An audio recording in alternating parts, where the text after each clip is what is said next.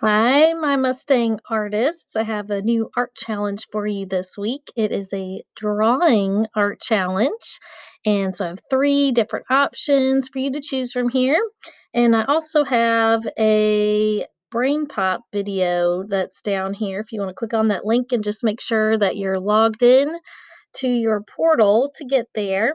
And so you can check that out. It's all about drawing, and then you can choose one of these. So our first choice here is where you're personifying an inanimate object. So an inanimate object is something that's not alive, but you're kind of bringing it to life through art and kind of giving it a face and a personality like a person would have.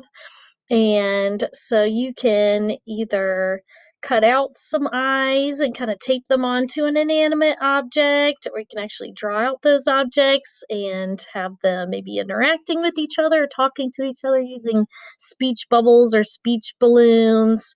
And then there's some more kind of ideas over here too that you can look at, and you can, keep it simple, so you can kind of tell what's going on in your picture and have a little famous personification of an inanimate object there from Beauty and the Beast. So that's option number one. And our second option is shadow drawing. So you're finding an object and have a strong light source. You can do it outside, or you can kind of shine a flashlight or another light onto that object so that it casts a shadow onto your paper. And then you're using the shadow that is cast as part of your drawing. So here's some different examples here that you can look at of how some different objects were used to create some interesting shadows, and then the artist kind of added some drawings onto that. And there's one of the artists here, his name is Vincent Ball, and so those are some of his pictures. He's kind of a famous artist there who's been doing this technique.